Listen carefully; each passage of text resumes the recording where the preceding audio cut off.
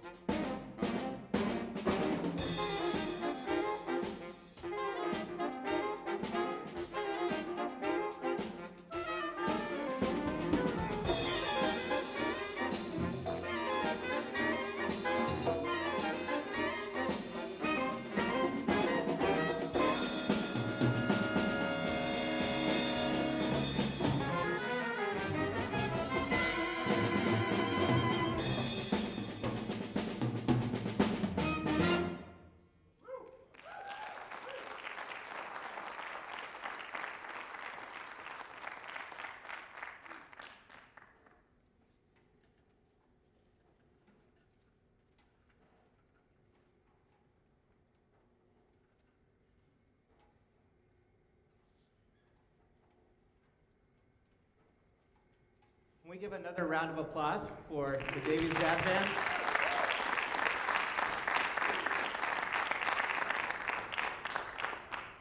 For those of you that don't know me, my name is Rupak Gandhi. I have the privilege to serve as a superintendent for Fargo Public Schools.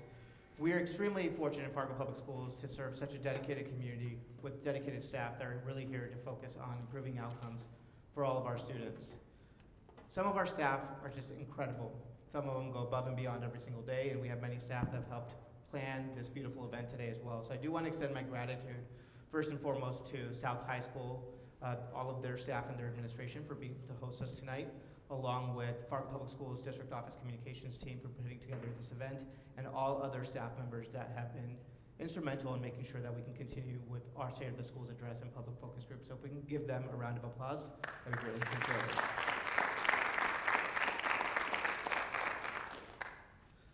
The only poor planning about tonight was probably myself, allowing myself to be the speaker after the Davies Jazz Band, because I don't know if there's anything that I will be able to share today to live up to the expectations that they've already set. But what an incredible group of individuals. The State of the Schools address for us is an opportunity for the district to be able to share critical information about our school district. This includes information about where we are, where we're headed in the future, and the outcomes that we want to provide for all of our students.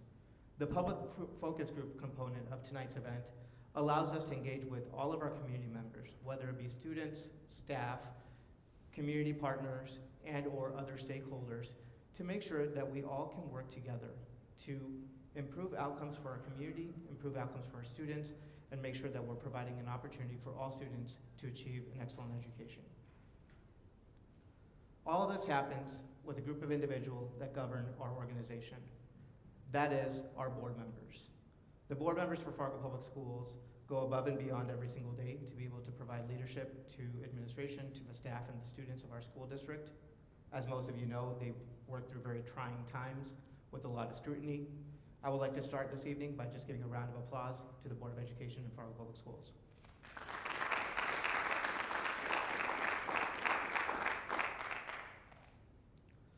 In Fargo Public Schools, our mission is very simple.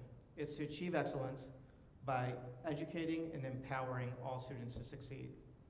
To us, the most important word in our mission is all. And all means that not every student is going to receive the same experience, not every student is going to receive the same resources, but we are committed to ensuring that all students have the opportunity to be educated and are empowered to succeed with whatever resources it is that they need, and to be able to meet all of their needs, no matter how individual they are. It's extremely hard as an institution that wants to universally provide an education, but we know that learning is individualized to each student. But that's a commitment and that's a challenge that we embrace every single day in Fargo Public Schools.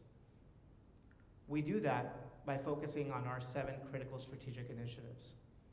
The strategic initiatives that drive our school district and move us forward include student achievement and growth, focusing on STEAM, science, technology, engineering, arts, and mathematics, making sure that we have a positive school culture and focusing on the safety of all of our students and staff, engagement and experiences in co-curricular activity, making sure that we have a strong relationship with our community and outreaching with our community to take advantage of partnership opportunities for our students, ensuring that we are fulfilling our fiduciary responsibility through equitable resources and planning, and then lastly, making sure that we're always operating from a mindset of continuous improvement and accountability.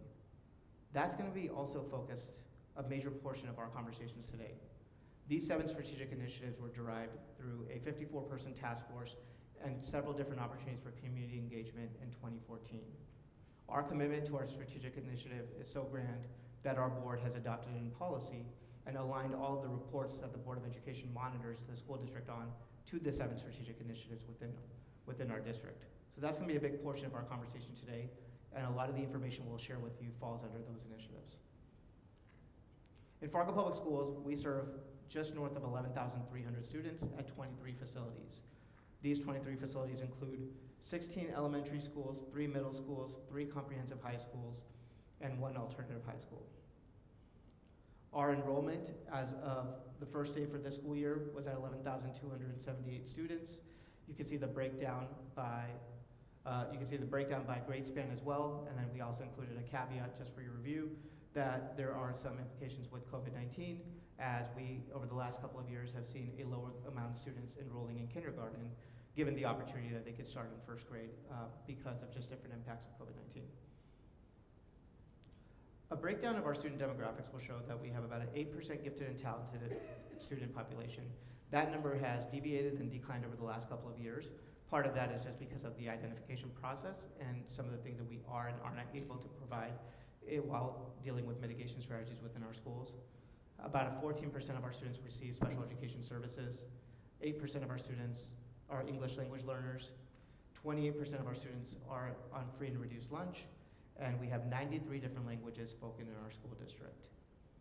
The free and reduced lunch population, which has been the standard indicator that's used to define resources within public schools since the LBJ administration in 1968, is a very critical indicator.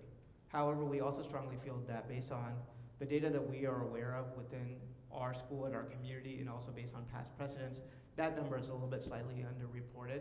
That's a self-reported piece of information, traditionally done for the purposes of qualifying for free and reduced lunch. During the COVID-19 pandemic, because of some of the supports that we've been received federally, we have been able to provide free and reduced meals, or meals to all students, at a free cost, and because of that, we do feel that some of that number is underreported. So when we talk about the district and prioritizing our needs, we also need to know that there are some students that have greater needs that may have not been reported, or that's not reflective of the data that we serve. The chart in front of you also shows you our past enrollment and our future enrollment for the next 5 years and where we're heading as a school district. We consult with a demographer that works with the city of Fargo that looks at a wide variety of data points to be able to provide us an accurate depiction of where we're headed as a school district. Though we may not be growing at the same rate as our neighbors in West Fargo, we continue to grow as a school district in Fargo Public Schools. One of the things that you will see over the next couple of years is that our high school enrollment is tended to go down and then go back up. We often see those deviations based on incoming kindergarten sizes, incoming sizes for elementary students as well. One critical piece of information that's always shared with us by the demographer that we consult with is that though Fargo Public Schools is expected to grow, and you'll see a rate at almost 100 students over the next 5 years on an annual basis, that growth can drastically change depending on what's happening with the diversion. As we know that the diversion has now come into fruition, and it's something that will happen. Currently, it is scheduled to be completed in spring of 2027. But what the diversion will do is it's going to allow for individuals to be able to build residential homes at a much more discounted rate, because they don't have to make sure that they're investing additional for flood protection because of the Lomar protections that'll be provided to them because of the diversion. The south side of Fargo is where we continue to see our biggest rate of growth. We know that we're continuing to see an increase of students there. So just depending on the rate of completion of the diversion project, this enrollment may start to continue to grow, but grow at a much faster rate. Programming. One of the most important components of Fargo Public Schools is the opportunity to be able to provide a wide variety of programs compared to many school districts and what they're able to do. Our Board of Education has committed to making sure that we provide experiences to our students that are rich, unique experiences that may not be available elsewhere, and that those experiences are accessible by all students. Fargo Public Schools, for the last 17 years running, has been recognized by the National Association of Music Merchants as one of the leading programs in the nation for music education. That's inclusive of the 5th grade orchestra program that we offer. That's inclusive of middle school orchestra, middle school sectionals that we're able to provide, and several other unique opportunities for our students. Like I said earlier, we know that no two learners are the same in Fargo Public Schools, and everyone's interests may differ. So therefore, programming is extremely important for us to make sure that we continue to invest that as we move forward. Other critical programmings that we offer, along with gifted and talented services, special education services, include career and technical education, making sure that we can work with our community partners, look at regional workforce data to create opportunities to fulfill future employment needs within our own community. Also focusing on world languages, making sure that we're providing a broad range of opportunities for our students, along with enhanced technology experiences for students, fine arts, visual arts, and then we of course have the Trollwood Performing Arts School as well, which is a national leader in being able to provide a summer performance opportunity for students at a very high quality and at a very high level. These are the things that Fargo Public Schools takes a lot of pride in, but we know that these opportunities are something that we're able to offer because of our community. Many of these opportunities include resources and partnerships with community partners. They include support from parents, they include support from staff, and without that collective effort, we would not be able to provide such a wide array of opportunities for our students. So thank you and your contribution to those efforts. Another critical component for Fargo Public Schools is ensuring that we are always offering an opportunity to engage in student co-curricular activities or extracurricular activities. Every year, or every other year, students across North Dakota engage in the at-risk youth behavior survey. In Fargo Public Schools, on the years that they're not engaging in that, we've conducted in surveys through local coalitions that really provide us with information about at-risk student behaviors or the causes behind what causes some students' behaviors. One of the things that was really revealed to us about 2.5 or 3 years ago within the district was the importance of social capital index. Social capital index is a term that we utilize to determine what is the opportunity that a student has to engage within a school, an activity, or with another adult in the community that increases their social capital. Because what the research will show you is that the higher your social capital, meaning the ability to connect with a program, with a school, with an adult, another member in the community, the more likely you are to engage in that behavior or where that passion is, and less likely to commit at-risk youth behaviors that could be something that continues to trend within the community otherwise. Therefore, we track our student activity participation at the secondary level. It's something that we're extremely proud of. The data in front of you will show you how many of our secondary students from 6th through 12th grade engage in student activities that are co-curricular or extracurricular activities. We also know that we have many students engage in activities for programs that we don't offer in Fargo Public Schools, so the number would be even higher if we were able to engage and track data on some of those community partner organizations. We live in a very resource-rich community in Fargo. We live in a community that has a wide variety of options for our students. So we are very grateful for those partners that can provide those supplemental activities that we aren't able to offer in a school district, and even sometimes during the winter time because we don't have some of those indoor facilities to keep our students engaged and make sure that our students are focused on the future and that we're looking after their wellness as well. Staff. Fargo Public Schools continues to remain one of the largest employers in the FM region and one of the largest employers in the city of Fargo. At this point in time, we have about 3,800 employees. That's inclusive of about 2,000 regular employees and about 1,700 temporary employees. Something that we're extremely proud about in our district is the focus on continuous education. I showed earlier one of our strategic initiatives is the ability to hold ourselves accountable and continuously focus on continuous improvement. That is reflective in our teaching staff. We have 63% of our educators that have a master's degree, and we know that the number is astronomically higher when we consider those that are on their way to achieving a master's degree as well. That is something we take a lot of pride in and something that we're extremely grateful for in our professional staff that are working with our students in Fargo Public Schools. The budget for Fargo Public Schools is predominantly broken down into 3 sources of revenue: state, property tax, and federal. The state revenue is our biggest source of revenue that we receive in Fargo Public Schools. We receive about 57% of our funds are based on state revenue, and then about 29% is based on property tax. In addition to that, there's also some revenue streams through other opportunities within the district or even federally as well. The expenses in Fargo Public Schools are really reflective of our priority. And what you will see in the chart in front of you is that you've often heard the phrase, put your money where your mouth is, or put your dollars where your priority are. Our dollars are always going to be on our human capital, which is our greatest asset. Close to 80% or just over 80% of our expenditures as a school district is focused on the salaries and benefits of our staff. And I would continue to advocate for increased opportunities for all of our staff because our educators go above and beyond every single day. We continue to work as a district to provide as many opportunities as we can, but we know that to be able to provide those opportunities, we also have to invest in the educators that are working with our students every single day. I also wanted to take this opportunity to talk briefly just about state aid and how the state aid funding formula works. As I shared earlier, the state aid is the biggest source of revenue for Fargo Public Schools and one of the biggest indicators of what the expenses are for our budget. The state aid is based on a weighted funding formula, which means that based on the amount of students that are enrolled in our district, you get a certain amount of funds. Now, that fund is also weighted based on different demographic markers for students, whether it's free and reduced lunch, special education services, or others. However, oftentimes what's reported is what's passed in legislative session. Within the educational funding formula in the state of North Dakota, there are equalizers. Equalizers are different pieces or components that are put into the funding formula to ensure that small and large districts across the state are treated with equity, something that we appreciate, but the impact of that is very different as well.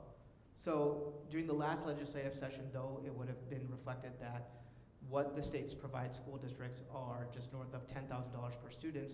The actual realized revenue for the school district is close to $8,000 or just over $8,000 as well, because of the way the funding formula works. Therefore, it's also important for us today, as we talk about strategic planning, we talk about our resources moving forward, how we want to invest in the school district, what we want to be able to do, to have an understanding of how the funding formula works from the state level, and then how that's distributed to the school district as well. Our distribution to school follows two primary models. One is a student-based model, and one is a staff-based model, staff allocation model.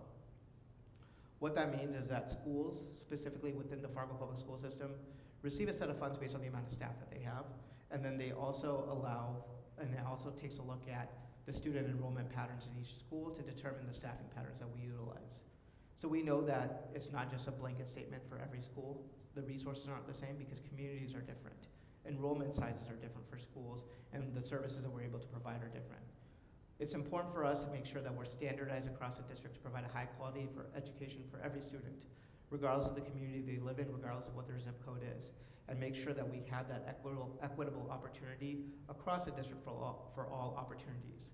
We also know that each school has their own character, their own size, and some different components that are unique to their neighborhood. So it's a delicate balance to be able to maintain both of those. When it comes to student-based budgeting, these are all the factors that we provide to our school districts when we determine the allocation that's distributed to each school. It helps us also take a look at that weighted approach, look at each school's individual needs, and then make sure that priorities and funding is based on supplies, equipment, programs such as art and science, and then how we can provide each school with support dollars based on their unique needs. And lastly, it's important for us to make sure that every dollar that we spend is tied to those 7 strategic initiatives that we talked about earlier. I'm focusing a big portion of today's conversation on our budget because as you go into the public focus group later tonight and provide input on our strategic plan, you're not just providing input on those components of education that are important for you, the outcomes that are important for you to see in our students moving forward. What you're going to be providing us is with the data set of how do we prioritize our dollars moving forward? What's important to our community, what's important to our staff and our students, and how can the Board of Education, administration, and every one of individual that's involved make sure that we're taking the feedback from today to use that as we determine our priorities moving forward. We've also have some challenges in education. That's true for education across the nation, whether it's K-12 education, higher education as well. Times are different. Some specific challenges that we're facing at this point in time include the fact that we are trying to retain staff and see a critical shortage in labor across all departments, not just our teaching staff, not just paraeducators, but including all operations within our district. But we also continue to see higher expectations on schools to provide more services to address social issues, more services to address social emotional learning issues, more services to address mental wellness and mental health issues. That's a challenge that educators embrace. Those that go into the field of education, those that are dedicated to serving our students, they don't mind the additional challenges, but it also requires additional support. And what happens more often than not is that we're placing an increased scrutiny on our educators, increased responsibility without the lack, or with the lack of support and the resources to be able to do that. Every other year when we go through the legislative session in North Dakota, Fargo Public Schools is front and center in advocating for several things. First and foremost, we advocate to have the resources that we need to be able to meet the increased demands on our educators day after day.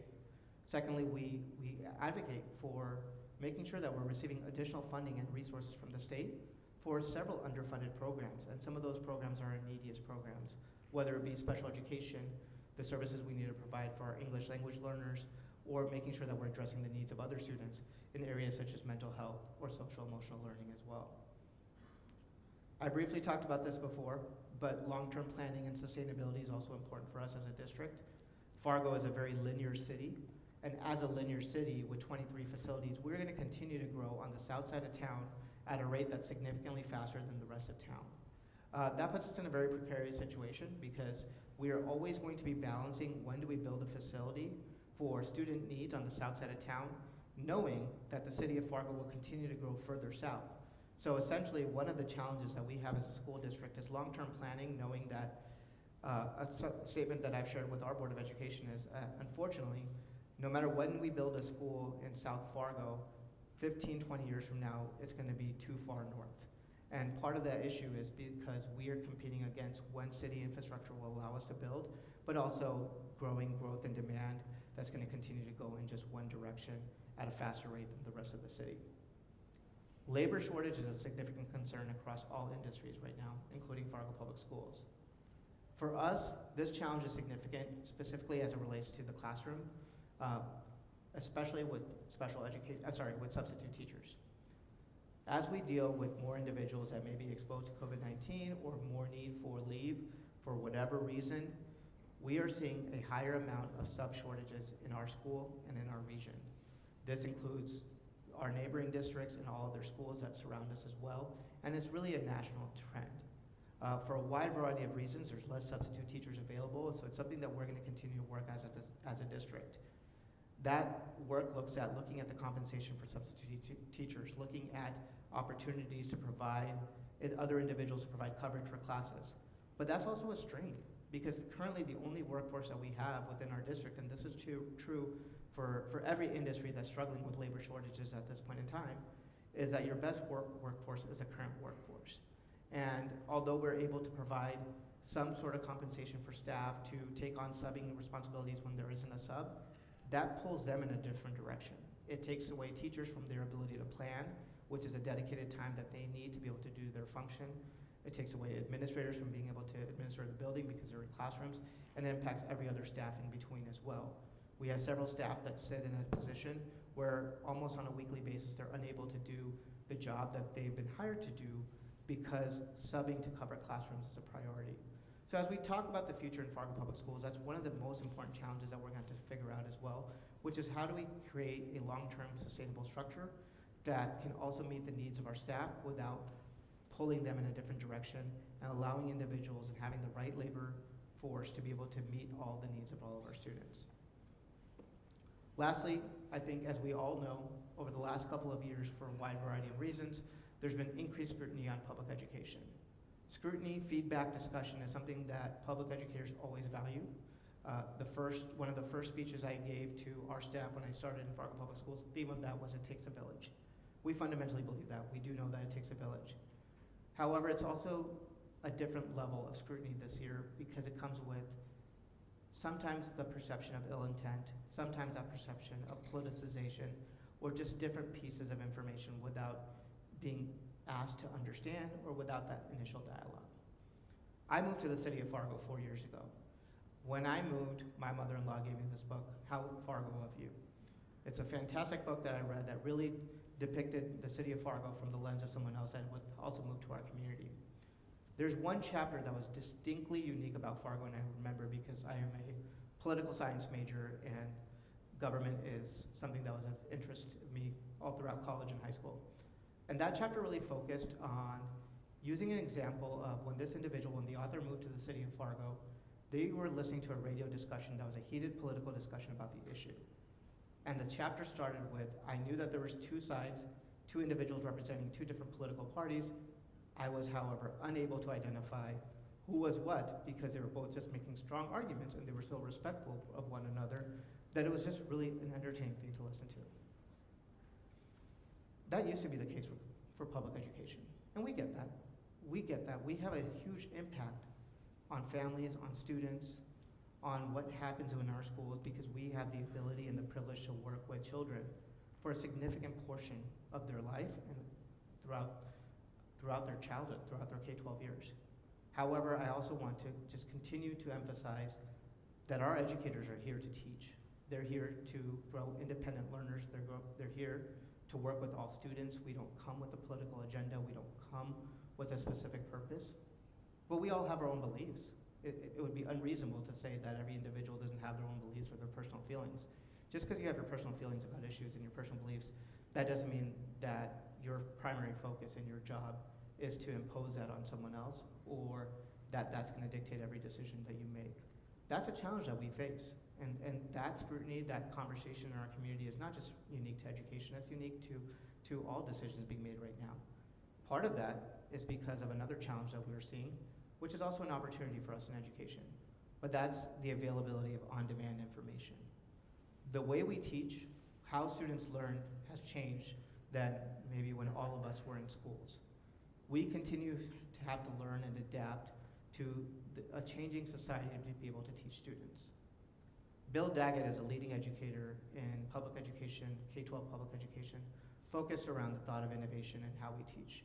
He often starts a lot of his seminars with how many individuals that at their place of employment have ever had a problem, needed an answer to a question, and been able to utilize Google as a resource, or been able to call a friend or a coworker that had the answer to that.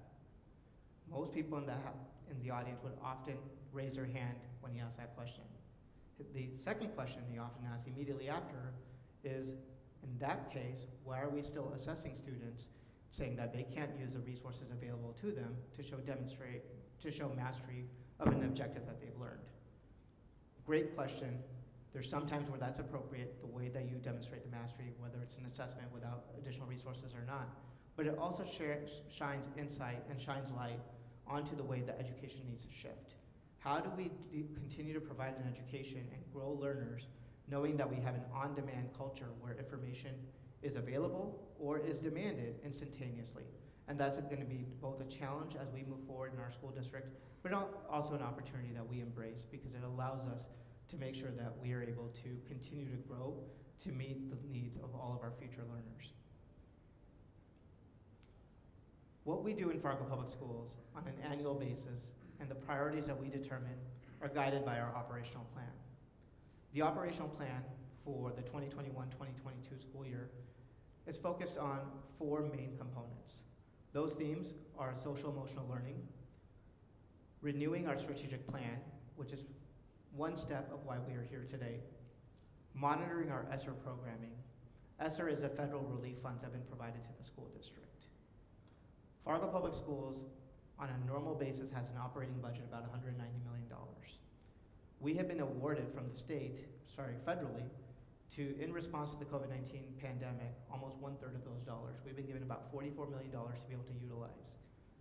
Grant management, making sure that we're able to utilize those dollars in the best interest of our students, but also fulfill our fiduciary responsibility as a public entity, is a big undertaking, and that's a big focus for us. As a school district, we've invested the majority of those funds in many staff. And the reason we've invested in those staff is because for us, we often take a look at what programming, what investment in our dollars is going to be the best investment for our students, for our staff, what's going to be sustainable over time, and what's going to be something that's aligned to our strategic plan. And we feel like a lot of the programmings that we've done, we've solicited input for, and how we're sharing those dollars is aligned to all 4 of those components. One program that we're extremely proud about is an investment in coaches, teacher coaches across a lot of our buildings.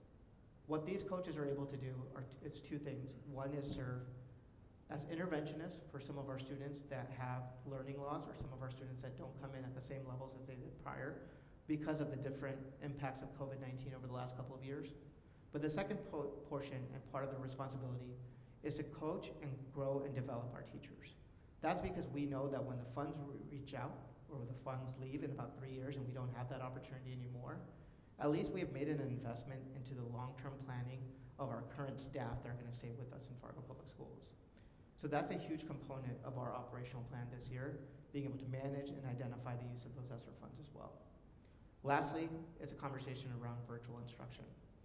COVID-19 had many challenges, but also had many opportunities. As a result of COVID-19, we now are able to offer one-to-one devices to all of the students in Fargo Public Schools, including our elementary students and even some of our pre-K students. Virtual instruction is an opportunity awarded to us by the state of North Dakota, and that's an opportunity that many students may want to engage in because that's the best opportunity for them. Like we said before, we understand that there's no universal answer and universal experience for all learners because it does differ. But how we're going to provide virtual instruction moving forward is a focus of our operational plan this year. Lastly, with all of your invitations to the State of the School address and the registration emails that you received, you had an opportunity to receive a copy of our 2020-2021 annual report. What I was able to provide today in the State of the Schools address is a small snippet of information, and that's just a snapshot of the last year and where we're headed as a school district. I encourage you to review the annual report. It has a tremendous amount of information, including post-graduation information for all of our schools, highlighting our staff and student achievements, lots of information on our work as equity, on our equity focus as a district as we move forward, and also some just great information about some of the critical things that we went through last year, including changing the name of Woodrow Wilson High School to Dakota High School, that process, why that happened, and one of our biggest things that we're proud of in our district over the last year, which is the opening of our Explorer Academy, which really is an opportunity as the first K-8 school, day school, to provide special education services in the state of North Dakota for our students and make sure that we're really focusing on those three letters of our mission, which is educating and empowering all of our students to succeed. At this point, I'm going to transition to talking a little bit about our strategic plan. Over the last couple of years, the format of our State of the Schools and Public Focus Group address has always been about a 20-minute State of the Schools address by me with the information I just shared. And then at this point, we would break out into public focus groups that were kind of required. As I referenced earlier, times are changing, the way we do information is changing as well. So we've decided this year to change that format for a couple of reasons. The public focus group later today is going to be an optional opportunity for individuals that want to dive deeper, but we're actually going to use the large group opportunity now to start soliciting information that we can utilize for our strategic plan. So before we kind of go into that, I want to talk briefly about what our strategic plan is and how we're going to do that today. On the screen in front of you is a QR code that you can scan with your phone or a web address that you can use and put in a code. We're asking individuals to be able to take time to do this because we're going to be collecting information from you via what you're inputting in your phone after we share some information about our strategic plan. I'll give about 30 seconds to a minute for individuals to get this loaded up.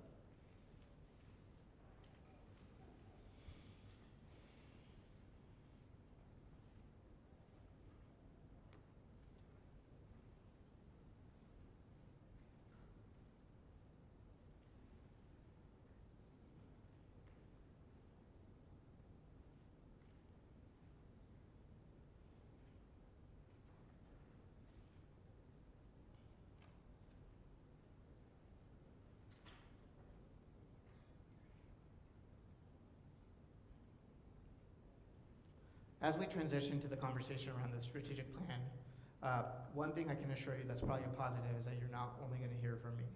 I will shortly stop talking, but you will also hear from some of the best educators I know, which are two of our associate superintendents in Fargo Public Schools, Dr. Gross, Ms. Missy Eisnes, along with our Director of Standards-Based Instruction, Dr. Leanne Hansen. Each of us are going to take a different question of the strategic plan, which is outlined in your focus group today, provide you with some information about how we view that question, some information for the district for your consideration, and then allow you an opportunity to be able to answer some questions using your mobile device. After that, all four of us will be the individuals that are leading the focus group for the individuals that want to participate in that focus group, and taking a look at the responses that the whole group has submitted, diving deeper into some of those so we can use that information and have some of that richer conversation about our strategic plan development. Again, if you weren't able to scan the QR code, here's the address with the code that you can go into. So what's the purpose of a strategic plan?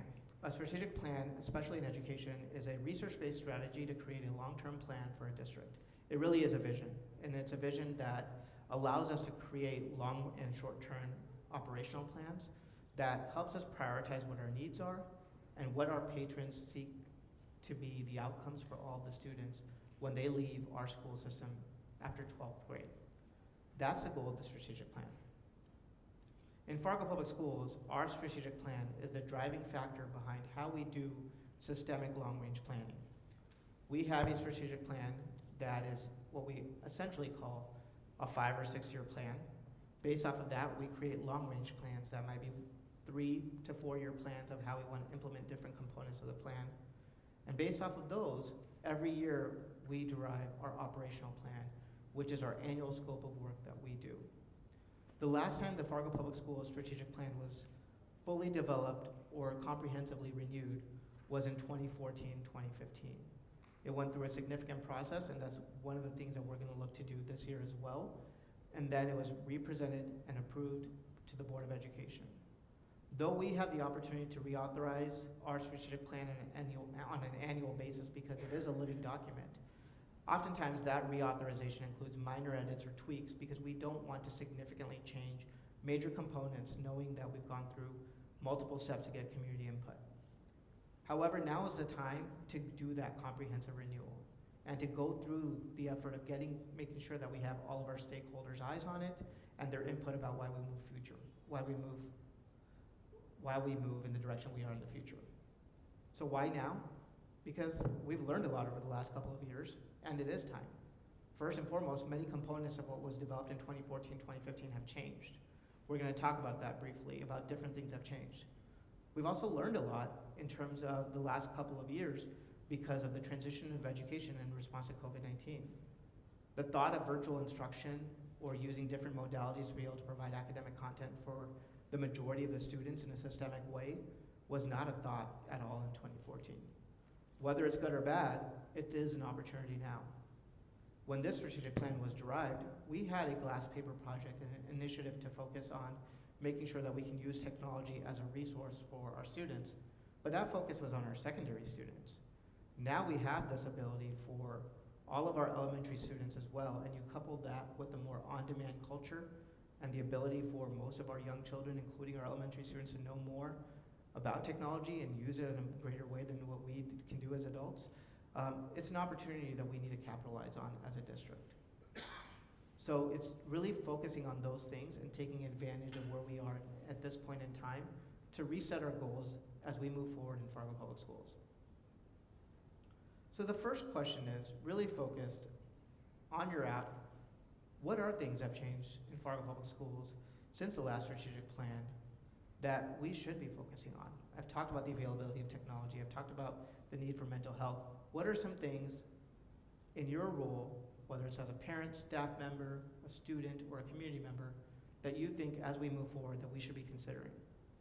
I'm going to give about a minute and a half for you to provide your responses. They'll be live populated here on the screen, but after that I'm going to hand it over to Dr. Gross and Ms. Missy Eidsness to talk through the next component of our strategic planning.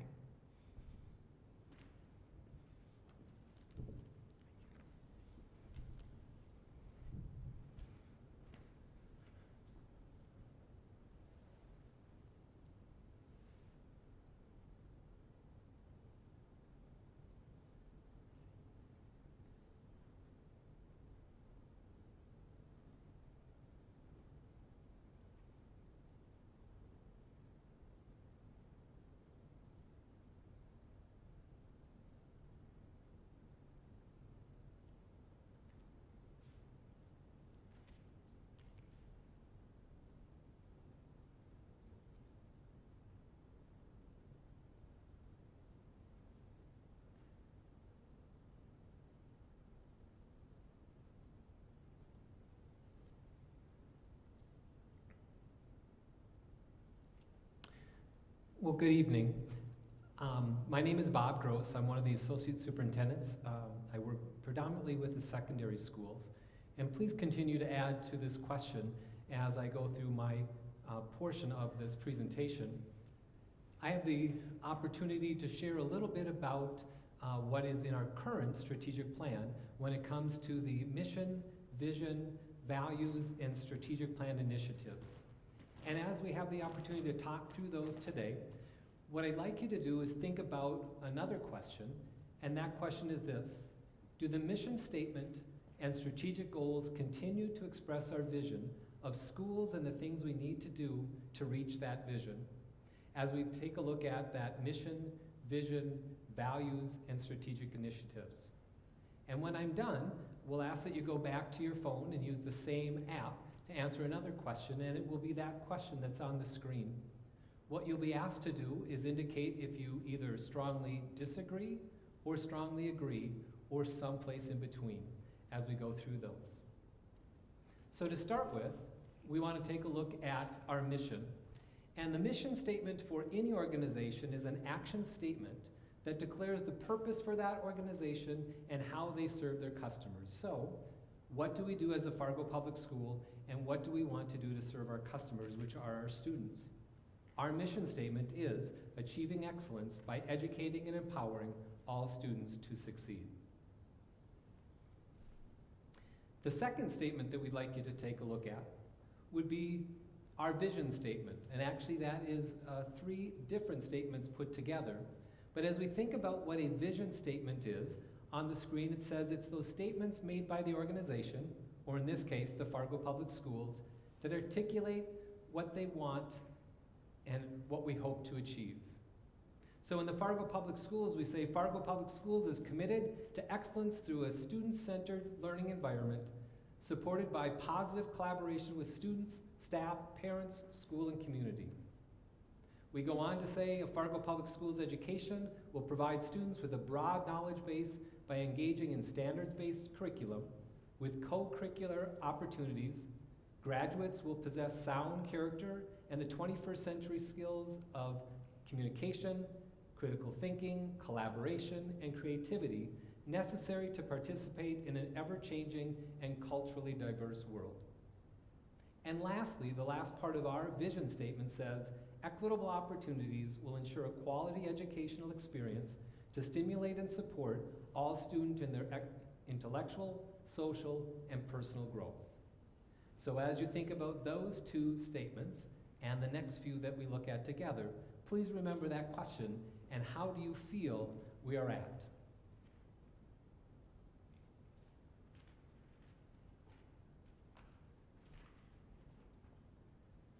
There we go. So the next piece that we want to take a look at that's written in our current strategic plan are our value statements. And value statements are those statements that convey really what our priorities are as the Fargo Public School. What are those critical things that we want to accomplish as a system?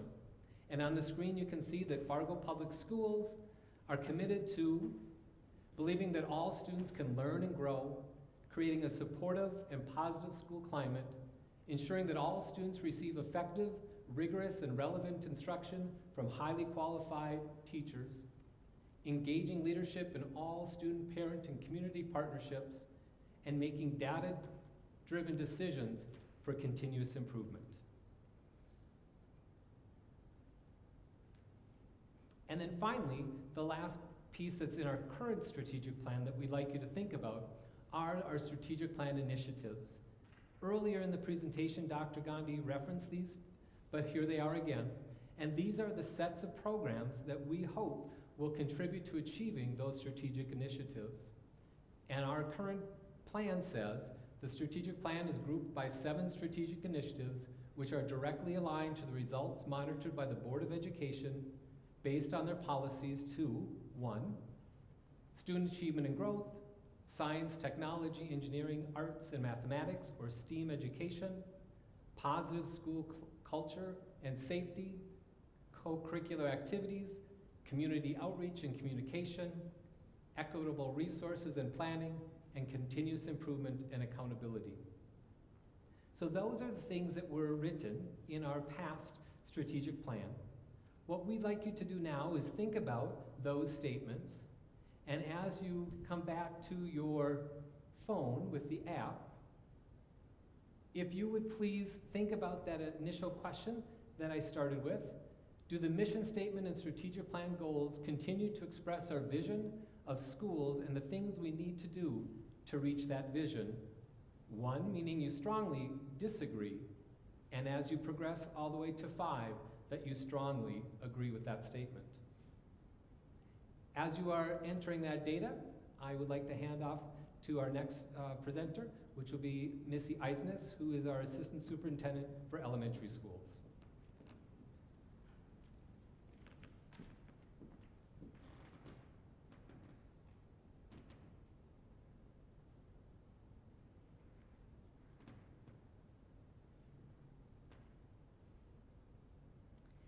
The next part that we're going to go through is what have we learned over the last 5 years or since we updated the strategic plan. And we talk about what we have learned. Fargo Public Schools is committed to reviewing and analyzing our continuous improvement plans for buildings and the district annually.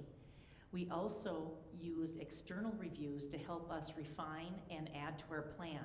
And this past year, we were able to complete 2 external reviews, and we'd like to share some of the lessons we learned from those external reviews to help us as we're looking at our plans in the future.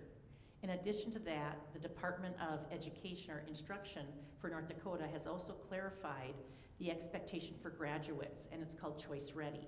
And so we'll kind of go through those pieces of the 2 external reviews and the expectation of Choice Ready. The University of Minnesota, we had asked them to come in and really look at our student support system as we go forward. So we wanted to look at supporting our students academically, social, emotional, and behaviorally. And what could we do to improve our current practices? They came up with 4 recommendations. The first one is we really need to strengthen our Tier 1 approach. We need to provide common research-based strategies in the classroom by supporting our teachers with materials and training around the practices we think have the highest impact as we go forward. The second piece was that we need to make sure that our MTSS system, which is the multiple tiered support system for students, it's when a student isn't reaching a benchmark, how do we provide when, how, and how much support to let them reach that goal? And in that system, we want to make sure that we have it at all levels, pre-K through 12th grade. The second thing is we have to work smarter. We need to match the intervention with what the student needs or a group of students. It's not just saying, let's give a general intervention. What do they need to make that next step? So to make sure that we can diagnose and give a student the right dose of what they need. The fourth one in the recommendations is our mental health supports for students. And in that, I think we've really, through the pandemic, realized how important it is to support students and mental health. We have 3 levels, and our first level is what do all students get regarding mental health supports through our social emotional curriculum. The second level would be how do we provide small group opportunities for students for that support. And our third tier is how do we partner with families for partnership work for mental health. So it might be an organization outside of the school that could provide some assistance. Next, when we talk about what we've learned from Cognia, Cognia is a North Dakota accreditation process where external reviewers come in once every 5 years. And we were fortunate to receive accreditation from Cognia, which we have to celebrate, and they gave us high commendations for how we scored in their system. And what they'll always do is give you the 3 I's. They'll give you impact, improving, and what to initiate. So with impact, they said that they noticed through all their interviews, and they interviewed over 250 individuals, students, teachers, administrators, parents, and community members, to complete their study. They said that it was so noticeable, the commitment that we have for education in our community, in our schools, teachers, and from the students. The second one is, they said that they really felt strongly that our school board's governance model provided a way for the school board to get information they need to make decisions. And they said that that was noticeable. Improving, they were impressed with the amount of professional development that we were able to give our teachers, paraprofessionals, and administration. But they said, how do we know if it's working? They said that we need to develop a system to make sure we're tracking the impact. And we'll go into that a little more in the third part of this presentation, but we're looking at, for example, learning walks, going in and into classrooms and seeing, are we doing the practices that we value as we go forward? Initiate has to deal with something we're currently doing, but just needs a tweak to really help us get the impact needed. They were very impressed with the amount of data that we can access in our system, but they felt that we have to make it better for the end user, whether that's the parent, the teacher, or the administrator. And so we are looking at ways to improve how our staff and parents access information. And now I'll have Dr. Gross go through Choice Ready.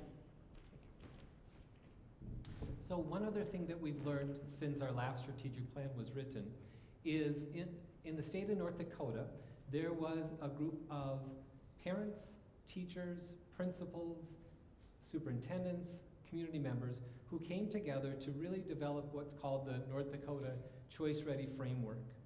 And it's a framework really to say, what do we want for all of our students as they graduate high school so that they can have a set of essential skills across the state and that they can be choice ready in one of these three different areas: post-secondary, workforce ready, or military ready. Now that is something that the Fargo Public Schools had emphasized for quite some time, and all the other districts across the state of North Dakota had as well. But what this group did is really formalize that process, created the framework, and provided the opportunity not only to articulate, but to measure and say, are our students choice ready for whatever it is that they decide to do once they leave the high school setting? So this framework is set up with a set of essential skills. And these are the skills that we want all of our students to be able to do before we even see if they are ready in one of those other three columns. As you look at the essential skills, it starts with, we want all of our students to graduate and earn their diploma. We want all of our students to fulfill the requirements that are part of our state law or state statutes. When it is counseling around making decisions of coursework and future planning, the financial literacy that we have embedded in our economics class, and then the North Dakota civics test that students must pass. And really that starts in elementary and it's built upon in the learning in middle school, all the way through high school in our social studies classes. And then from there, you'll see there's a series of bullets, and really what we want is students to be able to demonstrate at least 4 more areas in order to have those set of essential skills. You can see them on the board. I'll just highlight a few. One might be that we want our students to show hours of community service. Another might be that we want our students to show a very good attendance at 95% or greater. We want students to be part of co-curricular activities, and so on. The rest are there. Then, once a student has been able to demonstrate that they have mastered those essential skills, we look to see if they are ready in one of these 3 different areas. Now, the original research that was done around Choice Ready was done by the National Secondary Principals Association, and the committee that I talked about earlier took that work and made it North Dakota. And in North Dakota, we say we want our students in Fargo and across the state to be able to leave the high school being ready in 2 of those 3 areas. So if we look at the idea of being post-ready or post-secondary ready, you'll see that we talk about certain GPA. We talk about the idea of students demonstrating their knowledge through the ACT or the SAT assessment, or there's a series of additional bullets on that green column, and we ask that students demonstrate at least 2 of those. And you can see from that list that includes things like passing an advanced placement course, taking a dual credit course, earning a B, or C, or as we move to evidence-based grading, a 4, 3, or a 2 in Algebra 2.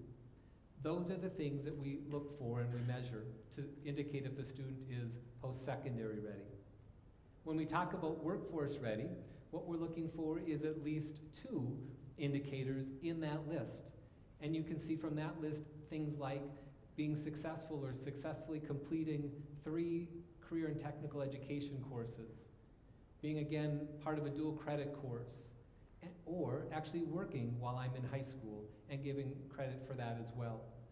And there are others in that list.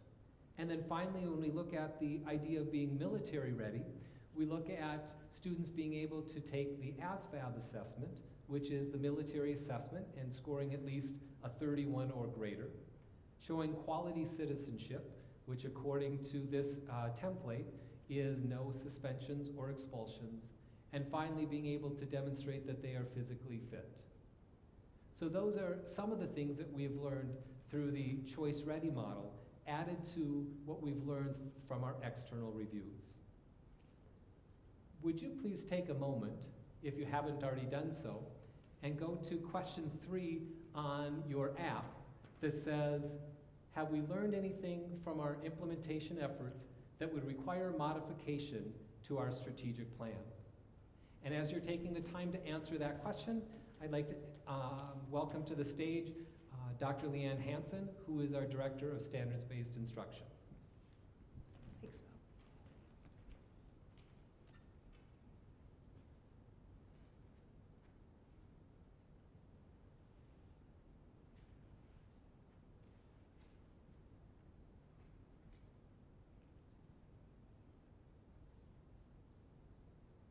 All right, as we round into our 4th question, we really look at our foundational systems we have in place. So we want to look at and celebrate our areas that we're doing well, that are things that are really foundational to Fargo Public Schools, including restorative practices and social-emotional instruction. We've implemented restorative circles around the district, and we have district-wide restorative practice facilitator that's able to meet with our staff and with our students across the district. We also have social-emotional curriculum that's being implemented across the district as well. Another part that we like to celebrate, our literacy instruction continues to be solid with the support of both the closed grant and our circle grant. We've defined what guided reading looks like across our elementary levels, and we calibrate that instruction with learning walks across our elementary buildings. And we've also implemented learning walks this year at our secondary levels. We continue to have strong multi-tiered systems of support at the elementary level, so we have systems to look at students, what they're learning, what they need to learn, and how we're going to support them to get there. And our standards-driven instruction is strong as we continue to look at our pacing guides, essential learning outcomes, and professional learning communities. So those are the areas we continue to celebrate, to enhance, to really renew. Those are the ones we want to continue to work to look at.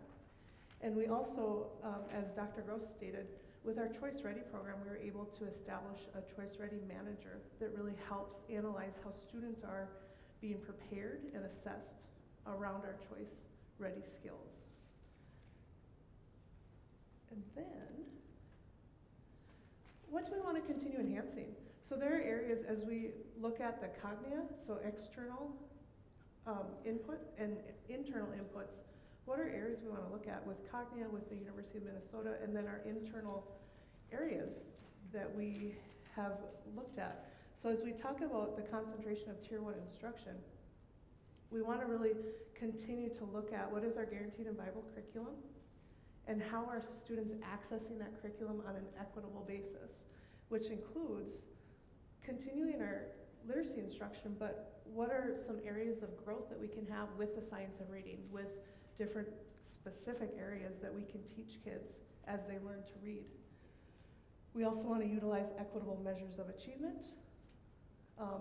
And as we have looked at restorative practices, again, it's a strength, but it's also something we continue to look at. We want to make sure that we are supporting students' mental health, staff's mental health, and what are additional strategies and people and areas that we can pull in to meet those needs. We want to continue to utilize equitable measures of achievement. So students come to us with a varying degree of background, diversity, learning needs. We want to continue to look at our students, who they are, what do they need, and how do we support them. And lastly, we've really looked at, this year we've rolled out evidence-based reporting to our 6th grade. And that ties into our standards-based instruction. So we have a strong standards-based instruction foundation, but how do we communicate that to parents? How do we communicate the learning to kids? And so we continue, that will be an area that we continue to grow on. And what does that rollout look like across our middle school levels and our high school levels? So those are just a few that we pulled out that we want to continue to look at, to improve upon, to enhance. And now we want to hear from you. So the last question is around what's missing from our strategic plan. So you've heard a lot about our external and internal audits that we have, areas of strength, but what are we missing from our strategic plan? What should we be focusing on? And so you can go to your app.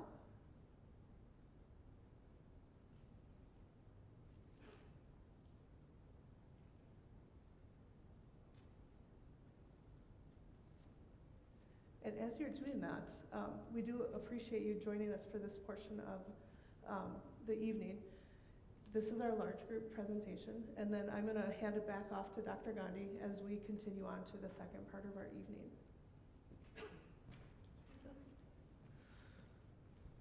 Thank you again for joining us this evening. At this point, what we will do is we'll give you an opportunity to finish the last question if that's something you're doing, and then we'll break out into our optional focus groups. We will meet in the focus group rooms at, excuse me, at 7:15. So thank you very much.